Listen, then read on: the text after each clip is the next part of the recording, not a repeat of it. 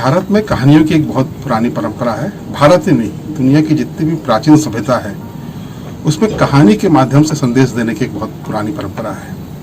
और भारतीय संस्कृति में तो जो कहानियां हैं उन बड़े गूढ़ महत्व के साथ, बड़े गूढ़ अर्थों के साथ कहे जाते थे। आप समझिए कि कोई एक कहानी होती है, वो कहानी कई तलों पे चलती है। वो बच्चों का मनोरंजन भी करती है, वो कुछ सीख देती है, संदेश देती है, पर बस इतना ही नहीं, वो चेतना के तल पे, आध्यात्म के तल पे भी बहुत से संदेश देते हैं। चाहे वो पंचतंत्र की कहानियाँ हों या हमारे पुराणों पे लिखी हुई वैदिक काल में लिखी हुई कहानियाँ हों।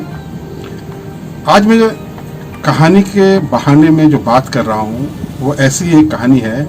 मैं कहानी की बात कम कर रहा हूँ, कहानी के महत्व की बात कर रहा हूँ। मैं बात कर रहा हूँ बेताल पच्चीसी की। बेताल पच्चीसी में 25 ऐसी कहानियाँ हैं जो सारे कहानी कोई ना कोई संदेश देते हैं। अद्भुत कहानियाँ हैं, मनोरंजन भी करते हैं। उसको अगर बच्चा सुन ले तो उसे मनोरंजन हो जाता है। उसके यदि हम गूढ़ रहस्य तक पहुँचे तो वो एक हमें संदेश देता है। बेताल पच्चीसी का यदि आप पृष्ठभूमि देखें तो उसमें भी एक संदेश छुपा हुआ है। आपको मालूम है बेताल पच्चीसी कहानी की शुरुआत कैसे हुई थी? उज्जैन के जो राजा थे, वीर, जिनको वीर विक्रमादित्य कहते हैं, ये हमारे यहाँ की एक ऐसी पदवी है, बाद में 14 राजाओं की पदवी दी गई, सबसे बड़ी पदवी। कहते हैं पूरे जम्बूद्वीप के वो राजा थे। उनके दरबार में एक फकीर आता था और चूंकि राजा को कुछ ना कुछ भेंट चढ़ाने का रिवाज था, फकीर के पास कुछ नहीं होता था, वो एक फल देके जाता था। वो बड़ा जंगली सा फल मालूम पड़ता था, पर राजा सोचता था कि फकीर ने दिया, इसको रख ले। वो अपने वजीर को दे देते थे, मंत्री को दे देते थे, मंत्री उसको भंडारे में रखा देते थे। ये क्रम 10 साल तक चलता था। 10 साल तक वो एक फल देके जाते थे और उसको वो अपने भंडार में, जिसको अपन कहते हैं गोदाम में, रखवा देते थे। 10 साल बाद एक दिन ऐसा हुआ कि वो शायद कहीं बाहर थे, अपने अस्तबल पे थे जहाँ घोड़े रखे जाते हैं। फकीर वहाँ पहुँच गया, फल उनको दिया, उन्होंने उसको वहीं रख दिया। वहाँ एक बंदर था और बंदर ने उस फल को खोला तो उसके अंदर से एक चमकता हुआ लाल पत्थर निकला, हीरे जैसा, अनमोल।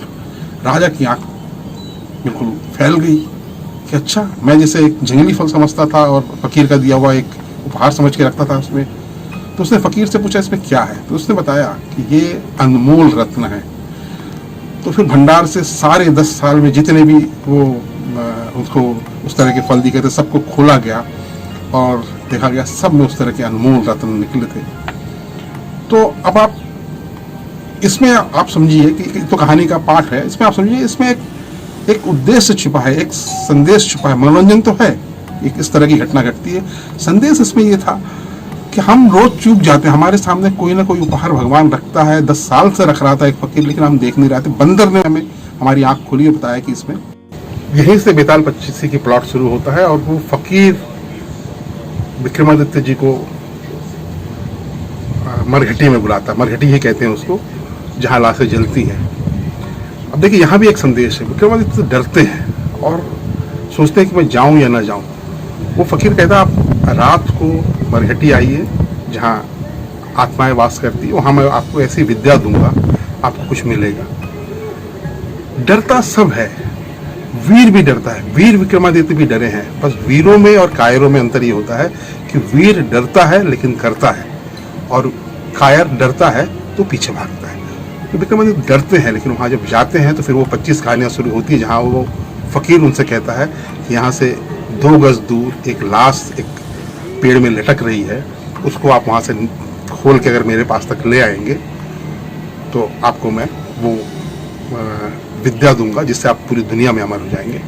और फिर वो जो 25 कहानियाँ शुरू होती है, उस लाश को जब लेने जाते हैं, जब वो काटता है पेड़ में लटके हुए लाश को, लाश नीचे गिर जाती है और वो हंसना शुरू करता है। और फिर वो कहानी शुरू होती है कि उसको जब कंधे में लाद के वो लाता है उसके पास तक, तो ये शर्त होती है कि अगर बीच में वो कुछ भी कहेगा तो वो लाश फिर वापस उसी पेड़ में लटक जाएगी। तो जो पहली कहानी है, जो कहानी एक ऐसे गुरु के 3 शिष्यों की है, जो 3 शिष्य उस गुरु की लड़की से प्रेम करते हैं और उस प्रेम को पाने के लिए तीनों प्रयास करते हैं, और लड़की भी उन तीनों शिष्यों से और गुरु भी इन तीनों शिष्यों से बहुत प्रभावित रहता है। और इससे ही परेशान होकर वो लड़की सोचती मैं एक के पास कैसे जाऊंगी, वो आत्महत्या कर लेती है। और उसके आत्महत्या के बाद जिस तरीके से तीनों उसकी अलग अलग ढंग से उसको पाने की कोशिश करते हैं, एक वहीं पे रह जाता है और उसी के बारे में सोचने लगता है, एक उसके हड्डी मस्सा को रोज ले जाके गंगा में नहा के और उसको शुद्ध करता है, और एक ऐसी विद्या सोचने को निकलता है जिससे वो लड़की फिर से जिंदा हो जाए। और बाद में उसको विद्या मिल जाती है, उसको जिंदा करता है। तो फिर वो बेताल पूछता है कंधे में लटके लटके विक्रमादित्य से कि बताओ कि इन तीनों में से वो तो फिर से जिंदा हो गई, किससे शादी करना चाहिए।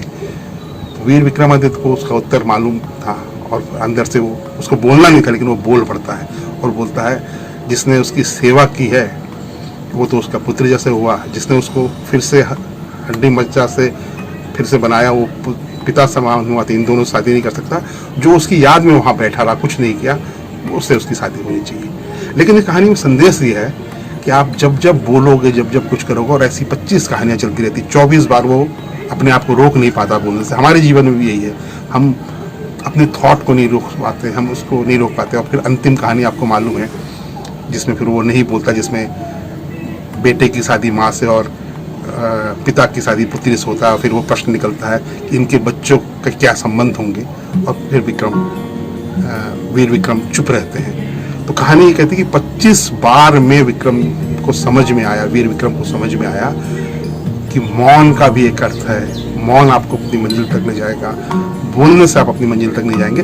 मैंने कहानी की कोशिश नहीं की, बस ये समझाने की कोशिश की कि हमारी कहानियाँ कितनी गूढ़ होती है, उसमें कितने रहस्य छुपे होते हैं, उसमें कितने संदेश छुपे होते हैं, और वो कितने आयामों पे हमको संदेश देता है। वो एक बच्चे को खुशी भी देता है और एक व्यक्ति को कोई आध्यात्मिक, कोई सांसारिक ऐसा संदेश भी देता है। धन्यवाद। मुझे लगता है ये आपको पसंद आई होगी। Thank you.